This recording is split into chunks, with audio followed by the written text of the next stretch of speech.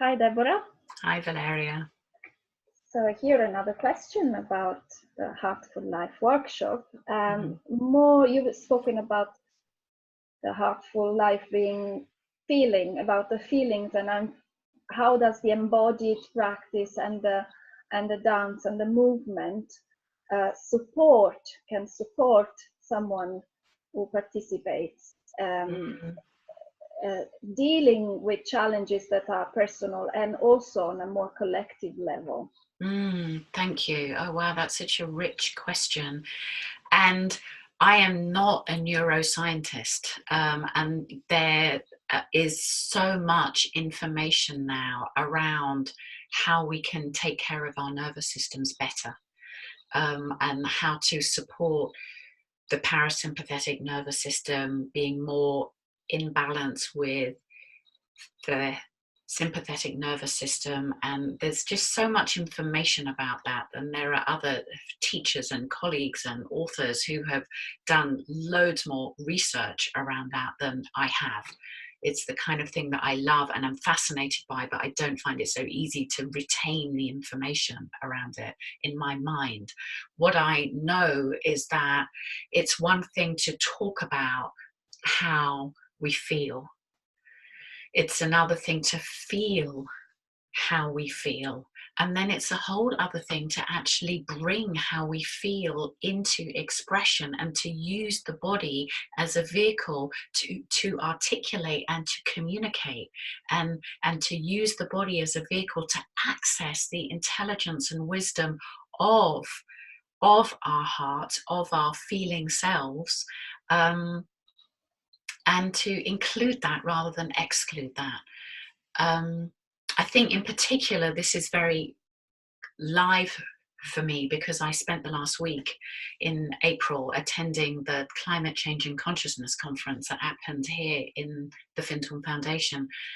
And it was sobering. I mean, it was scary. I was crying every day. And as I investigated into my tears and the nature of my tears, at that point, I wasn't so much in my grieving. I was at times in my grieving, but I was also very much accessing how scary this is, the very degree of information that is available now about where we are at in the demise of our planet is scary. That what our children and grandchildren are growing up with is a different planet of richness, of diversity than we grew up with, and that is how it is. And some of those species are not going to be returning unless there's a whole nother cycle that happens beyond my lifetime, for sure, around how they make their way back. And as people start to wake up to what's happening around climate change, there was a whole piece in the conference that talked about the spiritual significance of climate change.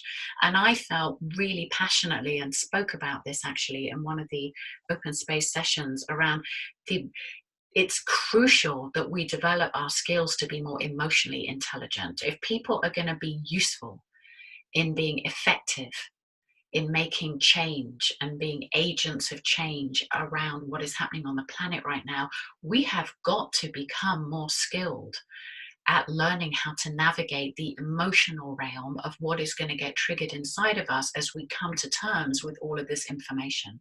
And when we can't come to terms with the information, we keep it out there because it's too much. And there are times when it's really important to keep it out there because there's too much going on in here and we get saturated, right? So that is a really valid response. And then hopefully there are times when we become less overwhelmed, less flooded. You know, when I use the word flooded, I think about the floods that have happened in Mozambique. I mean, all the language of what happens in the world is also happening inside of our systems. And that is what I talked about in my TEDx talk.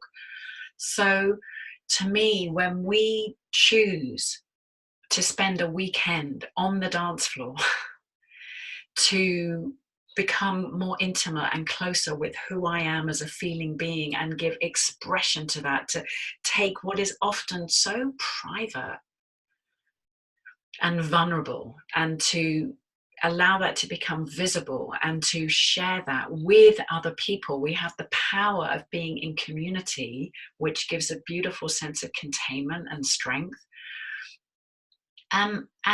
And that helps us to step up to being, it's part of the piece of becoming accountable. It's like, in what way am I going to be accountable and take responsibility for helping make a difference on the planet? And I think prioritize doing the piece around emotional intelligence in an embodied way is a huge thumbs up to actually taking responsibility for our health and well-being, and for the health and well-being of those we are in relationship with. Because as I do the work in myself, that makes me more available. It gives me more capacity in how I get to show up and be a source of resource and presence for other people who may not have the opportunity to be doing this kind of work for themselves, or who may not have even known that it was possible.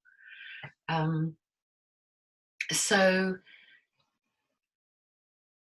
I live it in my body, I feel it in my body, and therefore my body is the smartest place